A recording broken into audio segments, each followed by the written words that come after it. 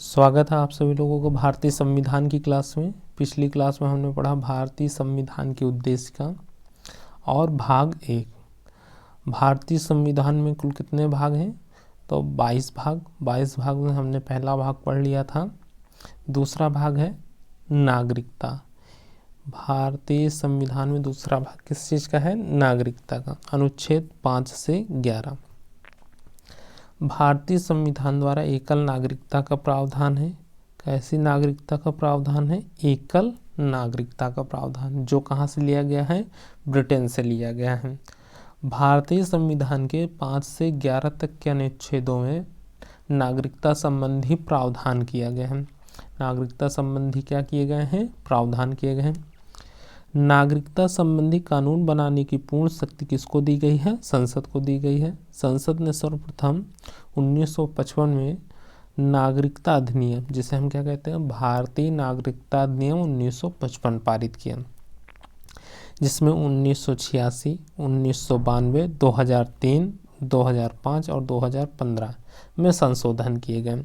भारतीय संविधान एकल नागरिकता का प्रावधान करता है। विधिक व्यक्ति, कंपनी, निगम आदि नागरिक नहीं हो सकते, क्योंकि उन्हें मूल अधिकार नहीं दिए जा सकते। नागरिकता अधिनियम 1955 के अंतर्गत भारतीय नागरिकता 5 तरीके से प्राप्त की जा सकती है या 5 प्रकार से प्राप्त हो सकती है। पहला है जन्म से, वंशाधिकार द्वारा, पंजीकरण के द्वारा, देशीकरण द्वारा एवं भारत में नए क्षेत्र के सम्मिलित होने पर या भूभाग सम्मिलित किए जाने पर। भारतीय नागरिकता का अंत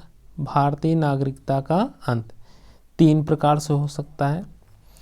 भारतीय नागरिकता अधिनियम 1955, भारतीय नागरिकता अधिनियम 1955 के अंतर्गत भारतीय नागरिकता का अंत 3 प्रकार से हो सकता है। पहला है नागरिकता का परित्याग करने पर। दूसरा है किसी अन्य देश की नागरिकता स्वीकार करने पर। तीसरा है भारत सरकार द्वारा नागरिकता से वंचित किए जाने पर। भारत सरकार द्वारा नागरिकता से वंचित किए जाने पर। आगे देखते हैं। कानूनी आधार पर व्यक्तियों को नागरिक, अन्य देशीय व्यक्ति, राज्य विहीन व्यक्ति और शरणार्थी में बांटा जा सकता है। कितने उसमें बांटा जा सकता है? तो नागरिक, अन्य देशी व्यक्ति, राज्य विहीन व्यक्ति और शरणार्थी ये बांटा जा सकता है। अगला हमारा भाग है भाग 3, मूल अधिकार। ये सबसे महत्वपूर्ण भाग है, इसे बहुत अच्छे से पढ़िएगा।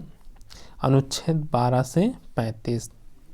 अनुच्छेद 12 से 35 पूछता है मूल अधिकार किस भाग में दिए गए हैं? भाग 3 में। अनुच्छेद क्या है? 12 से 35। देखिए, भारतीय संविधान में मूल अधिकार अनुच्छेद 12 से 35 के अंतर्गत दिए गए हैं। मूल अधिकार का जन्मदाता देश कौन था? ब्रिटेन। कौन था? ब्रिटेन। सर्वप्रथम संविधान में मूल अधिकार का प्रावधान अमेरिका के संविधान में किया गया था। भारतीय संविधान में मूल अधिकार अमेरिका के संविधान से लिए गए हैं। कहाँ से लिए गए हैं? अमेरिका के संविधान से लिए गए। याद रखिएगा, भारतीय संविधान में मूल अधिकार कहाँ से लिए गए हैं? अमेरिका के संविधान से। आगे ध्यान दीजिए।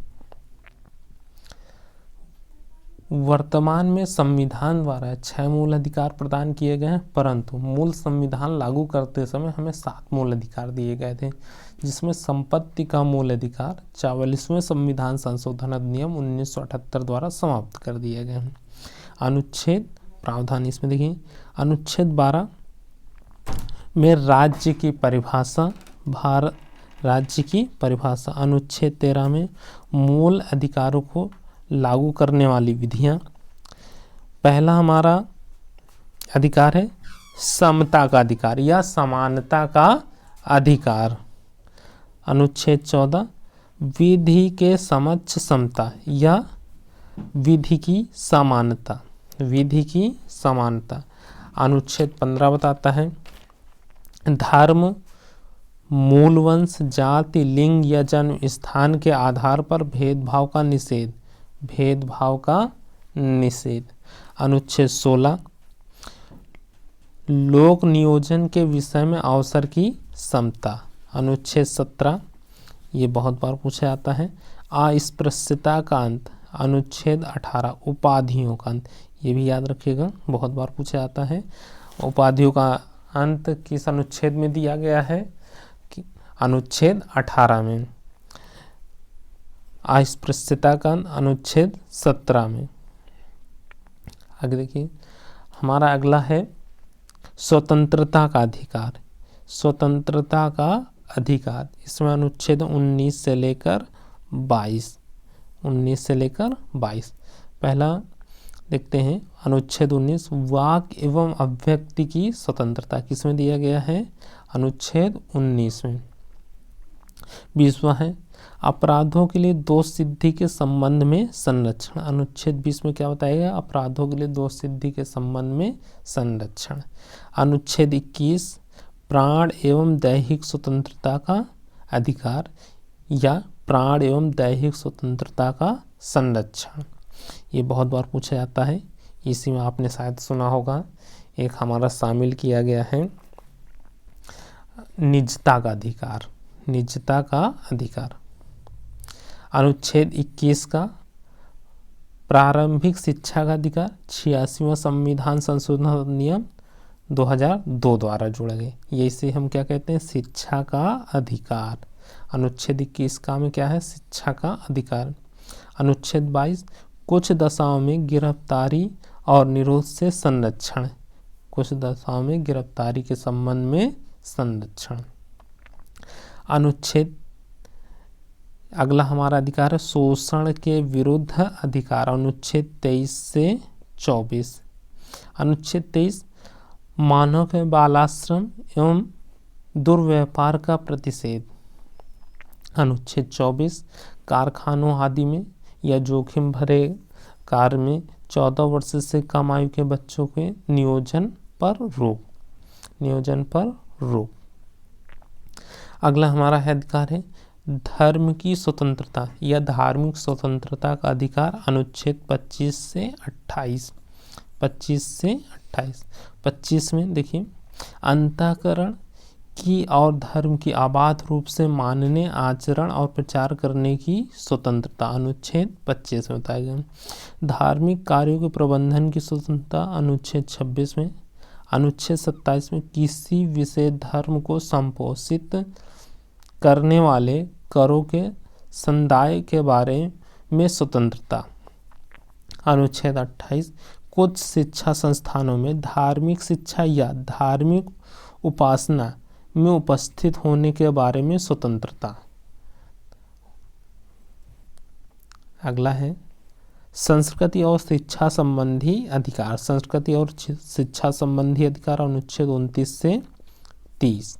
29 में देखिए अल्पसंख्यक वर्गों को अपनी विशेष भाषा, लिपि या संस्कृति को बनाए रखने का अधिकार। अनुच्छेद 30 शिक्षा संस्थानों की स्थापना एवं प्रशासन करने का अल्पसंख्यक वर्गों का अधिकार। अल्पसंख्यक वर्गों का अधिकार, इसी में थोड़ा सा याद रखिएगा।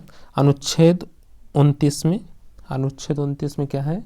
अल्पसंख्यकों के हितों का संरक्षण या अल्पसंख्यकों के हितों का संरक्षण। अल्पसंख्यकों के हितों का संरक्षण, इसे याद रखिएगा। पूछता है किस अनुच्छेद में है, तो अनुच्छेद 29। अगला पॉइंट है संवैधानिक उपचारों का अधिकार, ये बहुत बार पूछा जाता है। अनुच्छेद 32 इस भाग द्वारा प्रदत्त अधिकारों को प्रवर्तित कराने के लिए उपचार, यानी अगर